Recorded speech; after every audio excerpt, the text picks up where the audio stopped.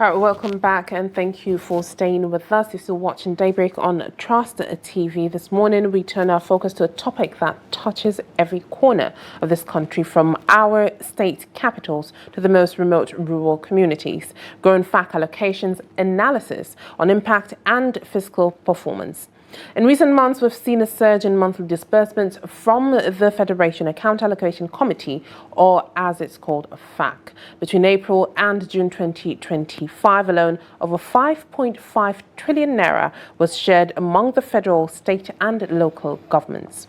Now, in theory, this should be good news. More money in public coffers should translate to better infrastructure, improved education and healthcare, and stronger social safety nets, especially in rural areas where the majority of Nigerians live. But for many Nigerians in these communities, not much has changed. In villages across Taraba, Sokoto and Bayelsa, residents still rely on streams for water. Schools have no desks and clinics lack basic medicines. Meanwhile, allocation figures keep rising. So what's going on? Are state and local governments truly making the most of these growing revenues? Are we seeing real fiscal discipline and performance? And how can rural development be prioritized in the way public funds are managed?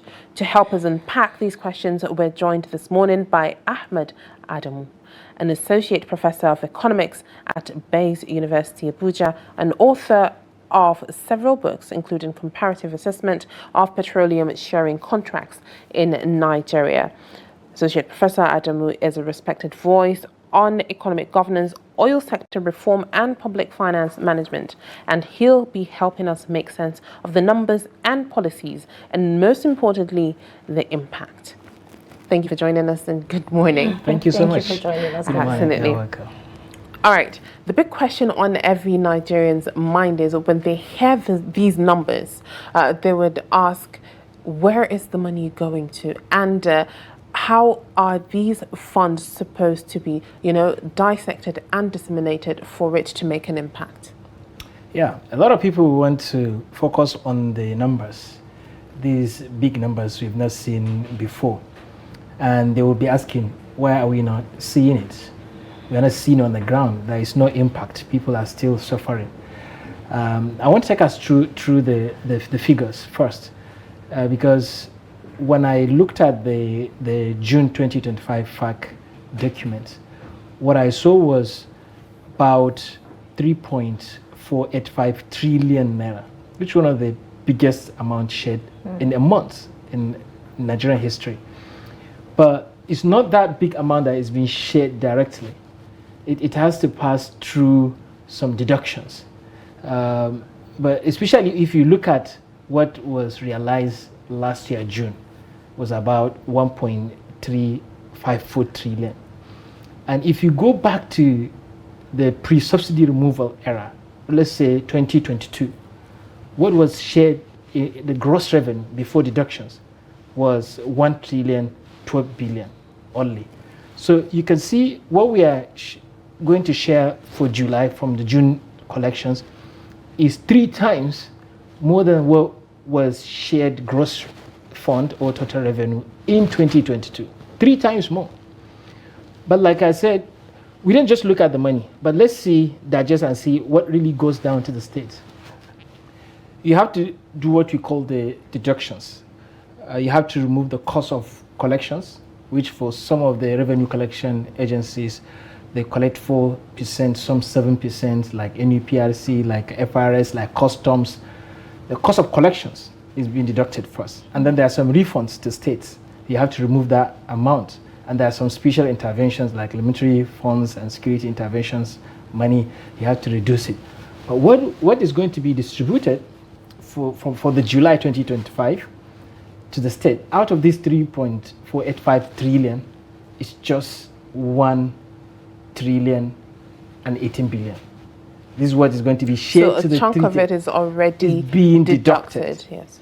But even if you look at, like we are doing comparison before subsidy removal and then the current distribution we are doing. So if you look at 2022, after all the deductions, what was remained was 608 billion. 608 billion that was shared in 2022, compared to now we are doing 1,018 billion. So even after the deductions, what we are doing now is more than 1.5 times than what was shared 2022. But if you look at the gross, what we are sharing now is 3 times more. But you don't just also look at just after deduction. You also have to look at the real value of the after deduction revenue, because you have to take account of inflation. Because maybe 10,000 naira today is more valuable than maybe 15,000 naira in the next 3 years or 4 years. So as money slips, it loses value. So what was shared before the subsidy removal could have been more valuable than this big amount that we are celebrating on the news headlines. So if you look at 2022 before the subsidy removal, the inflation rate as at June 2022 was 18.60% as at 2022. But as we speak, last month, June 2022, inflation was 22.20%, thereabout. So you see, we have more inflation now than the before subsidy removal. Yes. So the inflation has eaten the value. If you are going to convert these figures into their real value, discounting them, removing the effect of inflation, what we are sharing of 1,018 billion will just become 828 billion. That's the real value of what we are sharing. So it's not this big amount, trillions. The real value of what we are sharing is 828 billion. And if you are removing the inflation effect from the 2022 figures, what we shared at that time was 608 billion. So you see, it's just a difference of 200 billion. Yeah, absolutely. So the difference between this year's sharing, money is being shared, and 2022 before subsidy removal was just 200 billion. And look at the years past, and look at the inflation. So when you are looking at the impact analysis and physical performance, you have to look at the value of the currency, of the money, the purchasing power. Even as at that time, the dollar was not more than 1,000 naira, but now we're talking about 1,516. Yes. So the purchasing power of the money has reduced.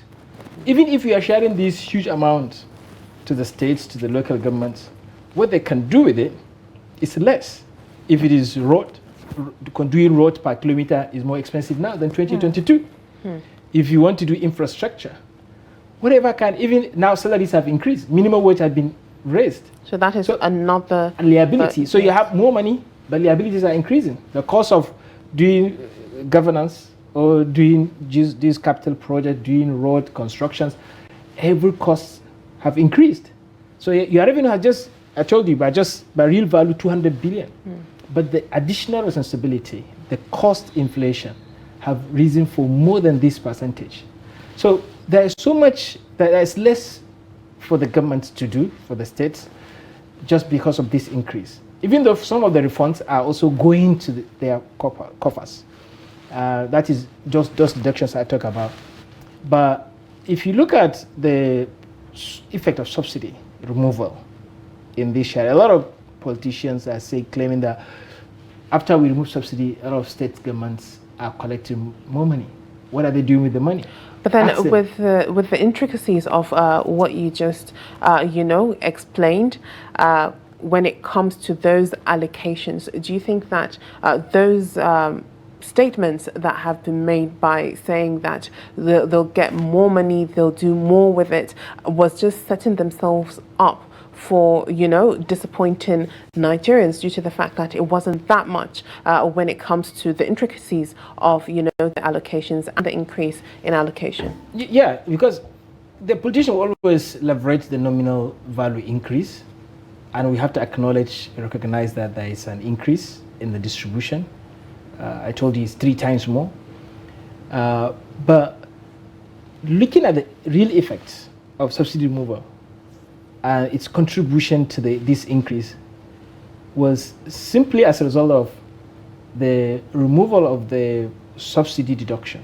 So, I told you about those deductions. That was the first line deductions after accumulating before all it reaches yes, so the states that, and local. the first line deduction at that time were the subsidy funds, so you have to deduct it, but now you are not removing it, so it just staying there in.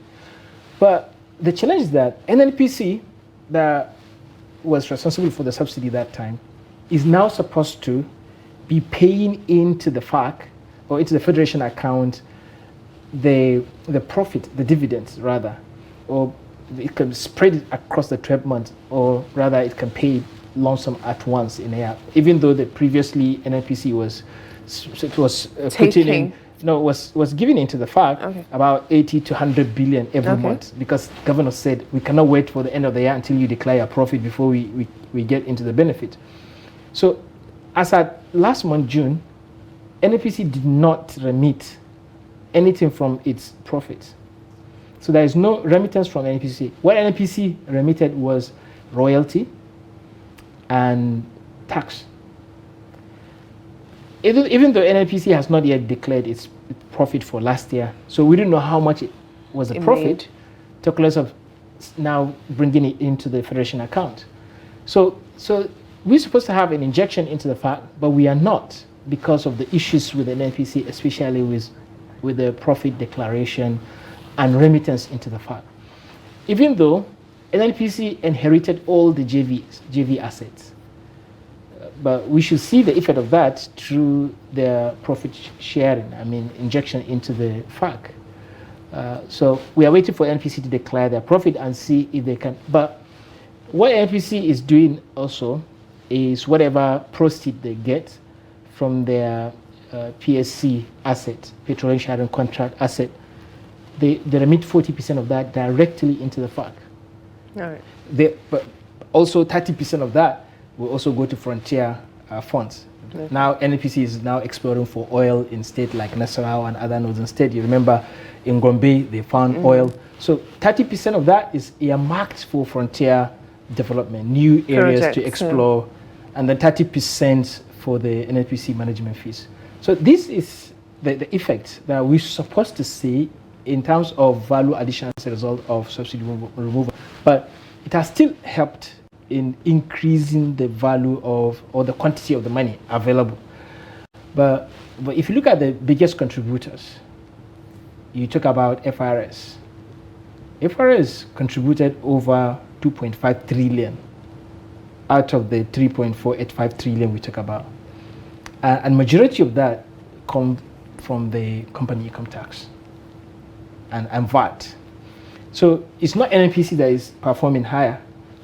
Even though NUPRC, Nigeria Upstream Regulatory Commission, came second in terms of contribution to the FAAC, followed by customs and other revenue generating agencies. So with all of this, all of this analysis you just gave, what is the benefit of the common man? Because we hear these things, but we don't see them. It's not visible. Nigerians are not feeling it. The prices of food items in the market is still high.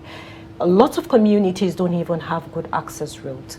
Our schools are dilapidated. Students don't have basic teaching tools for them to, be able to learn on a daily basis. It is a huge question, and Nigerians are asking. We are not seeing the impact. Where is this money going to? Yeah, initially, theoretically, when governments spend money, it's an injection into the economy. And we are expected to see the multiplier effect, even though there's a time lag period for that effect to take place. But in Nigeria, we haven't seen that because there are other external factors.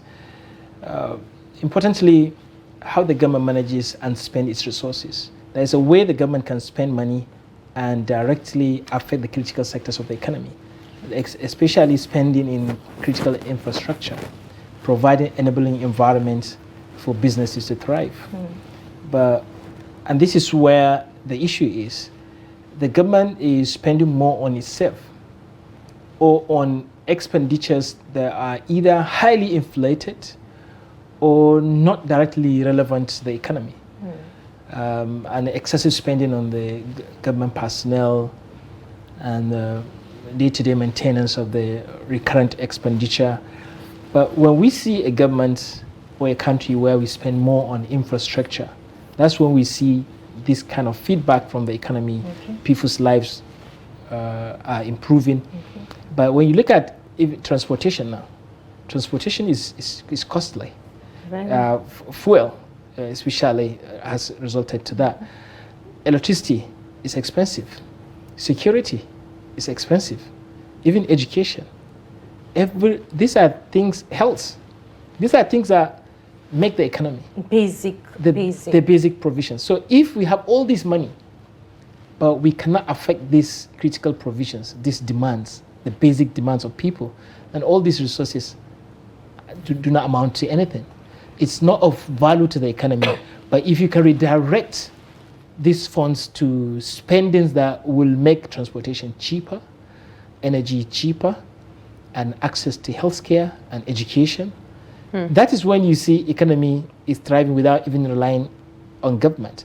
But resources has to be drawn closer to people, because what we have now, what eventually the states will get eventually to share among themselves, 36 states, because FCT is now being put into the share of the federal government. So what Excuse me. What the states will share among themselves is about 608 billion only for this month, which is about, if you put it divided by 36, you're going to get about, I think, 15 or 16 billion per state. On average. So each state will now be doing more than 10 billion. So, but Excuse me. Please go. If a state is getting 10 billion or 16 billion, what are they doing with it? So people should be asking their state governors, their local governments. Absolutely. If you compare it with 2022 figure of just 245 billion, we are just doing about 6 billion. I remember even in my state when they say you are collecting 5 billion, 6 billion, it's huge. But now you are doing more than 10 billion. And that is more than double, what was being made before. What is being made. So people should be asking and holding their leaders at state levels, at local governments level, accountable. What are you doing with the money? And I always question the fiscal, the revenue mobilization and fiscal commission revenue sharing formula that says the federal government should collect 52.68% of whatever revenue generated, and the state will get about... That is above half of, the revenue generated. Exactly. That is a lot. And being shared to the federal government. The federal government is at the top, is very complex, is very difficult, is very far away from the people. Absolutely. And it's collecting more than half of, even though it's about 48%, there is special funds, which is about 4.18%, which is supposed to be collectively decided and shared. These are some of them as stabilization funds, which are supposed to be collectively shared and agreed how to spend it by all the tiers of the government. But the federal government still decide. This includes FCT, which is about 1% of whatever is shared to the federal government. So the federal government will get more than half of the money. The federal government should not be responsible for most of these critical projects.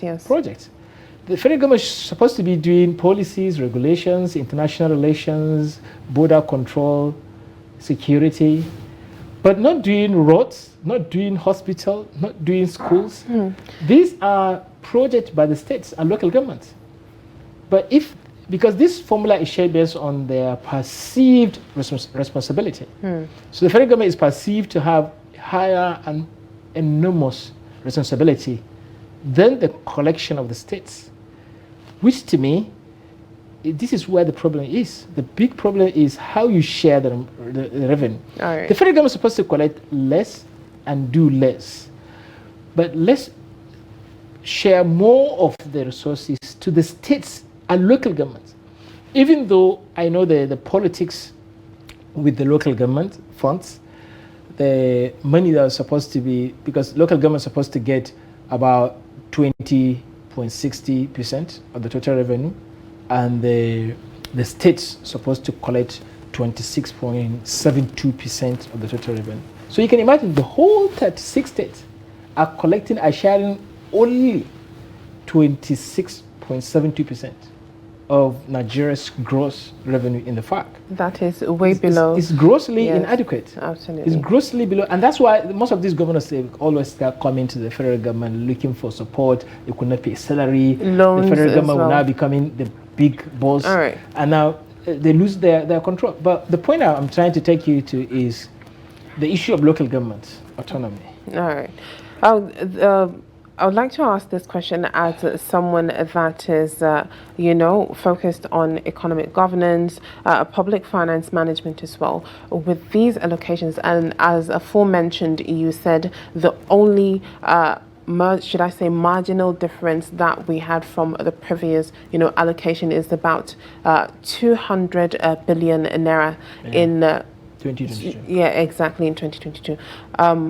How do you think that marginal increase could be dissected and disseminated properly so that each and every Nigerian can feel the impact? Because that is all Nigerians cry about. And as you know, if the Nigerian doesn't feel it close to home, nothing is being done when it comes to education, when it comes to healthcare, when it comes to the infrastructure and other aspects that directly affect the Nigerian. If it was you, what would you do differently in making sure that it trickles down? Yeah, you see, in every story or case study of development, it was never because of abundance of resources. It is about efficiency and management. You can have all the money in the world, but if you don't know how to manage it, if you're not efficient, you won't develop. So there is difference between growth and development. You can look at these figures, and Nigeria can be ranked higher, but in terms of development ranking, we are ranked far below. The lowest. If you look at most of the negative indices, we are all ranking high. Inflation, poverty per head, and income per capita, we are grossly very far behind. So, but this amount of money has not translated to a new rhetoric about the country. And this underscores the importance of governance, how we are governed, especially at state and local government levels. And our politics dictate and decide how these funds are being managed, and the crop of people that will come and manage it. So we have the kind of politics that people that pays the highest bidder takes it. So people, for more politics, which is the leadership recruitment process, is more business, and people get into power just to get the money. And people's motive to get to power is to get money. Even people, if they are suffering from poverty, they will start quicking the idea of contesting election to address their poverty. So the motive into going into politics was to make money. So of course their decisions, their directions will be geared toward self-aggrandizement. So we don't have sincere purpose and intention from the politician in most cases. But we have rare cases where some politicians are honest, are sincere, are hardworking. But also Nigerians have to play their role, especially civil servants and people in the political appointment position, to prioritize the need of people and spend on the things that have higher multiplier effect, not things that will give them money, because it's all about prioritization. As a government, you don't have to fix all the problems at once. Your job is to prioritize and decide which project to do, where to spend your money that will give you this kind of ripple effect. Right. So that is the most difficult aspect of leadership, to know what to start doing. And if we are sharing this money and everyone is now keeping this money to serve himself, then of course people will not see it. And like I said, there are some critical sectors in the economy that we have to address first before we have development, before people will say we have seen the effect of this money, to make transportation cheaper. And the easiest way to do that is to provide alternative transport system, an alternative fuel.